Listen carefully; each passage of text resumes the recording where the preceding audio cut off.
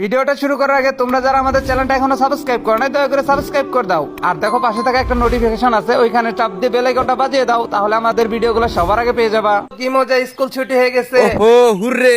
এরা কি দাঁড়া? হ্যাঁ দাঁড়াইছি, বল কি বলবি? শোন, আজকে বিকালে আমি মাঠে খেলতে যাব না। কেন?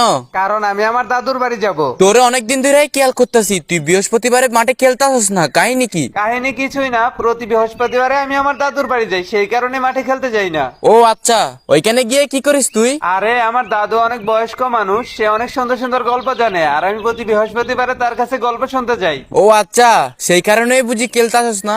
আচ্ছা, তোর দাদুর বাড়ি কোন জায়গায় রে?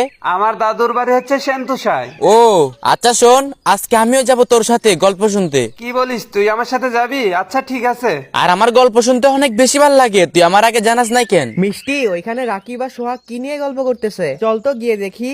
সোহাগ, রাকিব, তোরা কি নিয়ে গল্প করতেছিস? এমনি আর কি, ওর সাথে একটু কথা বলতেছি। আরে মামা, পয়লা ফেল কি নিয়ে গল্প করতেছিস? আমরাও শুনি। নতুন কোনো মেয়ে পাঠানোর ধান্দা নিলি নাকি? আরে ধুর, ওইরকম কিছুই না। আর যদি ধান্দা নিয়েও থাকিস আমাদের বলিস, আমরা তোরে হেল্প করমুনি। মিষ্টি কিন্তু ঠিক কথাই কইছে। তোরা হুদাহুদি কি আবল তাবল সন্দেহ করতেছিস, কিছুই বুঝলাম না। কে জানে, লুকাইতেও তো পারিস। আরে আমরা এখানে কথা বলতেছি যে আমার দাদুর বাড়ি যাবো গল্প শুনতে, আর রাকিব আমার সাথে যাবে।